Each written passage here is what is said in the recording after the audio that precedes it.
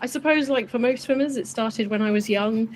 I learned to swim, although that was very much about survival at that point. It wasn't necessarily about, being able to be a competitive swimmer. And so I was never really part of any swim clubs or anything like that, but I would go along to lane swimming sessions with my mum. And I didn't really do much swimming then as a teenager. It'd be, again, fun sort of things. But through my teenage years, my mum had cancer a number of times. And so when I then came to A levels, I'd, had all this sort of pent up trauma, I guess. And I was then having to make some very big decisions about the life ahead of me. And I wasn't sure what I wanted to do with myself. So I actually turned to the pool at that point, and I was swimming quite a lot once I was able to drive and get myself to the swimming pool quite easily. And I was swimming not too far, but I was just swimming just to get some headspace. We're working together, you and I, on some ideas, and in particular, you've committed yourself bravely to doing this Ultra Ebri event, which is in Spain, about an hour and a half south of Barcelona, in a lovely river called Ebro. So what I've been talking to other swimmers is about what they've achieved already on that swim, but you haven't done the swim yet. So we're going to look at the other side of the coin, your preparation, your thoughts about it at this early stage, and to give people a sense of what it's about, if they want to join. What are your thoughts at the moment about preparation and planning and getting yourself ready for this 33-kilometer river swim? So there's quite a few thoughts that I've already had and that I've been discussing with my coach. And for sure, the main one that we're actually trying to work on at the moment is getting faster, if only because there's a cutoff of 8 hours. So certainly making sure that I'm going to be able to fit under that cutoff is the main thing, because there's no point in sort of swimming for 8 hours for it to not come to fruition at the end. I've been taking a look at the route, and whilst the start of it is very much supported by the flow of the river, towards the end you're also battling the tide from the sea. So certainly another reason to try and swim just that little bit faster is to try and make sure that I can beat that as well, so I'm not having to work so hard at the end.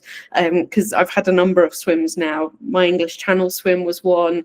I swam Gdynia to Hell, which is about 18 kilometers rather, in the Baltic Sea on the Polish coast. And again, those were ones where at the end it was like, hey, now you need to push. Despite the fact for Gdynia to Hell, I'd been swimming for 7 hours at that point. For for the English Channel, I'd been swimming for 14 hours. And then they say, oh, now you need to push. And I think, wow, have I not? Did that not count? Have I not already been pushing for that far already? So making sure I'm better prepared for something like that certainly is coming to mind.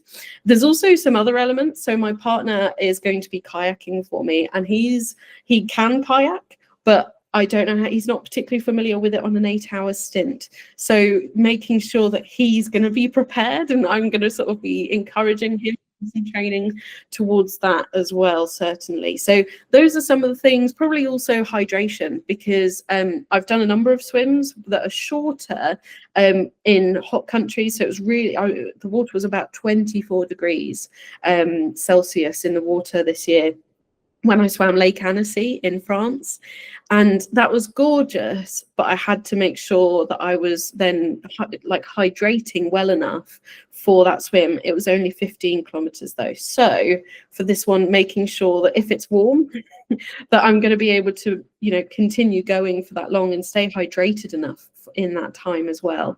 Because I'm the English Channel, I did it in June 2024. That was cold. I got in and it was 13 degrees when I first started, and it warmed up to 15. So I'm actually better prepared with my feeding strategy in colder temperatures.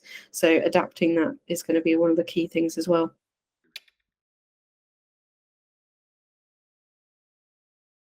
When you do your long swims and some of the things you've talked about, when you hit that, and I've asked this question of a few people, they've all got different answers. When you hit the barrier, or when you hit a point where everything is telling you to stop, or your body and your mind saying, what are you doing? I'm done in. What is the method you might use or think about to get through that particular difficult one and continue stroking to the end?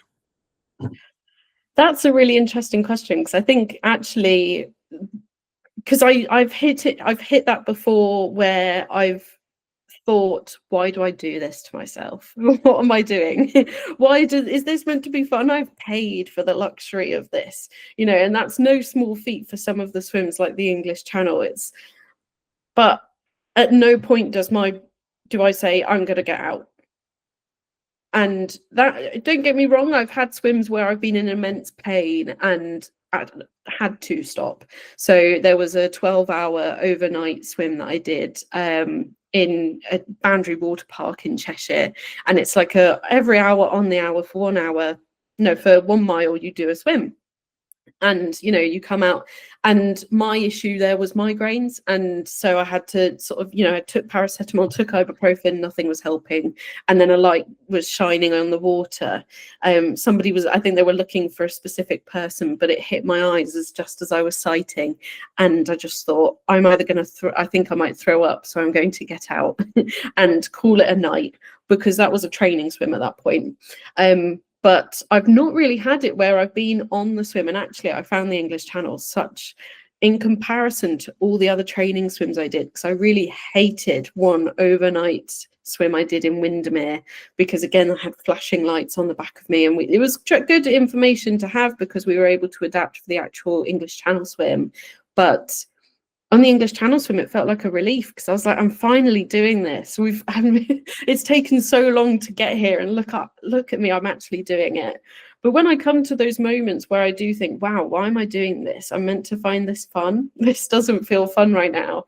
I always break it down. So you're swimming to the next feed, and you think about the feed you're going to get. Certainly on the English Channel, one of the big problems I had was like salt mouth, and I hated the taste of the salt. So I actually had like a watered down mouthwash with every feed, so I could use some of that to wash away some of the salt, and that would last for about 5 minutes before it was then feeling all salty again. So finding those comforts along the way and making sure you're interspersing them. Sometimes it could be a nice feed. Some people like, it'll be like a treat of chocolate once every few hours or something. But yeah, and also then distracting your mind and having strategies for when you do hit that moment. So sometimes I'll do like an A to Z list of something, and I have to then, list. I've my coach actually lists people she doesn't like, A to Z. I try to list people I'm thankful for and who've helped me on that journey. So we have very different perspectives. I try to almost think like toxic positivity in those stages, but sometimes people just want to be in the pits and do that. I've sometimes watched movies in my head. I've watched Legally Blonde in my head, and there was a specific song I couldn't remember, so I was stuck for about what felt like 20 minutes just thinking, what is that song that goes with this scene? And you're tricking yourself. It's almost like you're playing with a toddler or something. What can you do to distract them in that process? And you've kind of got to baby yourself like that, which I think, you do just have to have those strategies and prepare for them and prepare for that boredom. So I don't train with music on or anything like that. It's literally, I was, especially in the last sort of year or so, I've been doing quite a lot of 10-15 kilometer swims, but in a pool. And that is so dull, because you're just looking at tiles all the time. So by the time you can see fish and reeds, it's quite exciting, actually.